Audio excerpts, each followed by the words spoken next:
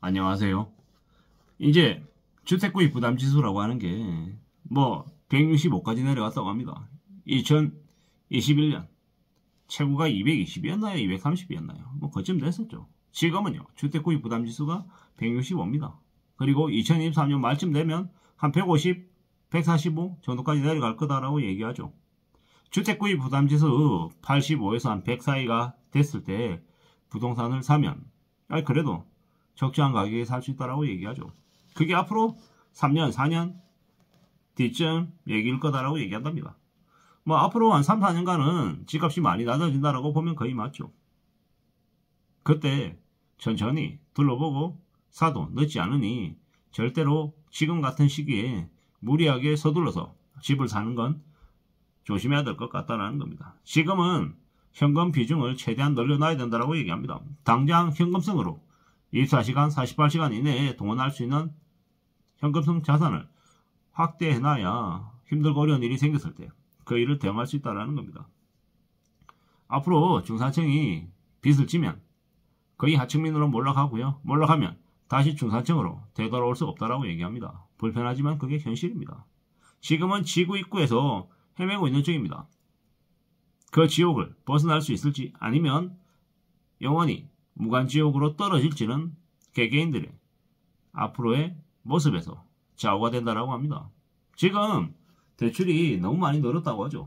이제 감당이 안 되죠. 그동안 괜찮아 이러면서 고작 주택담보대출 금리 4% 5% 가지고 그러나 이랬습니다. 정부에서는 지원해줘서 3.5% 3% 이런 식으로 매우 낮은 금리에 집을 살 수 있게끔 여건들을 만들어줬죠. 근데 그게 정상이 아니었던 겁니다. 왜냐? 사실상 금융권들이 그냥 고객을 유치하고 그 다음에 뭐합니까? 스물스물 금리 올립니다. 결국엔요. 5%, 6%, 7%, 8%, 10%, 12%, 15% 점점 이제 잡아먹을 만큼 금리를 올리는 거죠. 무리하게 빚을 진 사람들은요. 빠져나올 구멍이 있습니까? 없습니까? 없죠. 왜 없겠습니까? 처음에 너무 쉽게 생각하고 들어갔거든요. 한때 19년, 20년이었나? 21년이었나? 그쯤에는요. 무려 금리가 2% 초반도 있었어요. 1% 후반도 있었고. 무서웠던 거죠. 전세 사는 것도. 차라리 그냥 집을 사서 빚내가지고 집 사서 놔두면 3억, 5억, 10억 그냥 오르는데 가만히 있으면 벼락거리 된다라고 얘기했죠. 그렇게 얘기했던 놈들이 너무도 많습니다. 그 놈들이 지금 다 뭐하고 있습니까? 조용히 있죠. 왜겠습니까? 잘못 더 얘기했다가는 주입 나올 수 있으니까요. 부동산만 그렇습니까? 주식도 마찬가지입니다.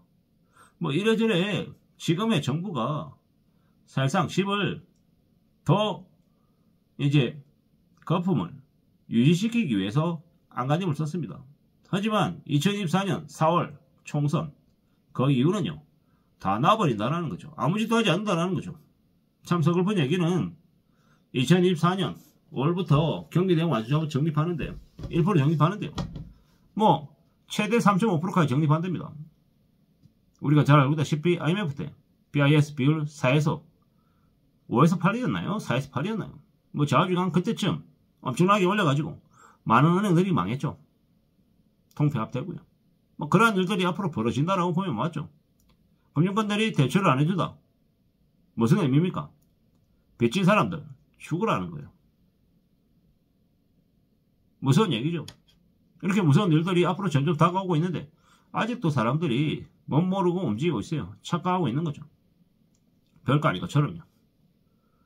지금은 어떻게든 현금성 자산을 늘려놔야 됩니다. 빠르면 2027년 상반기까지 많이 몰락하고 그 다음에 다시 펌프질해서 다시 올릴 수도 있다는 겁니다. 앞으로 24, 25, 26 최소 26년까지는 경기대응 완수자원 적립입니다. 은행이자 미친듯이 오르죠. 돈 있으면 어떻게 됩니까? 물반 고기 반인 시기가 이제 펼쳐지는 거죠.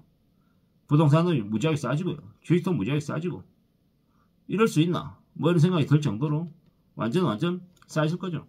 2024년부터 기회가 많이 보일 거라고 한답니다. 채권도 많이 고이자를 주는 채권도 나올 거고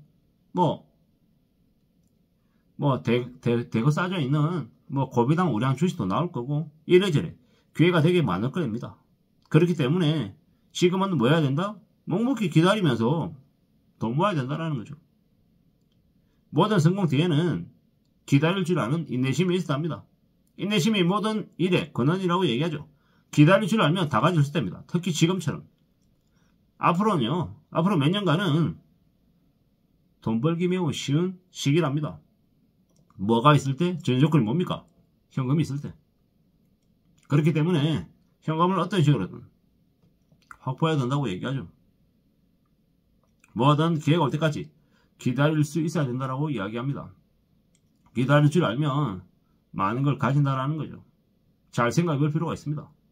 이렇게 대단한 일이 또 언제 있었나? 뭐 이런 생각을 해봐야 되는 거죠.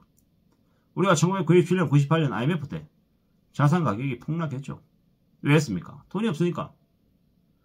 뭐 30억짜리, 50억짜리 건물주라 해도 뭐 매달 나가는 이자 뭐 200만원, 300만원 못 내면요. 이 300만원 때문에 몇십억짜리 건물이 뺏길 수 있다는 거죠. 이게 현실이라는 겁니다. 감당할 수 있는 수준만큼 빌려야 되고 빌렸으면 그걸 잘 소화해낼 수 있어야 된다는 겁니다. 그래야 살아가는 거죠. 그래야 견디는 거죠. 그게 아니면요. 참으로 힘들다라는 겁니다. 힘들고 어렵다라는 걸 명심해야 된다는 거죠. 잘 생각하고 잘 고민하고 움직여야 된다는 겁니다. 그럴 때 길이 열리는 거지 아니면 답이 없다는 겁니다. 어떻게 살아야 되겠습니까? 어떤 마음으로 지내야 되겠습니까? 잘 궁리해야죠. 잘 궁리해야 됩니다. 정말로 무서운 일들이 앞으로 많이 벌어진답니다. 어떻게 하겠습니까? 어떤 각오로 살겠습니까? 고민이죠. 걱정입니다. 참 많이 생각해야 되는 거죠. 많이 움직여야 되고 뭐 이래저래 잘 궁리하면서 살아야 됩니다. 그럴 때 길이 열린다는 겁니다. 그냥 되는 거 없다라는 거죠. 별거 아닌 것처럼 괜찮은 것처럼 착각하면 안 된다는 겁니다. 우리가 사는 삶이 얼마나 무서운지 얼마나 참혹한지 기다릴 줄 알아야죠.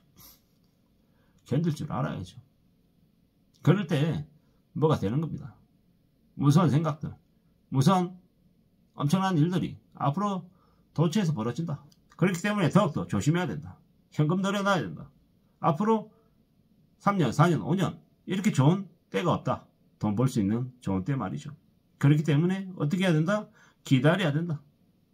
기다려야 된다. 절대로 망하지 않고 많은 자산들을 취득할 수 있는 이번 기회를 놓치지 않기를 바랄 뿐입니다. 저와 여러분들에게 말입니다. 감사합니다.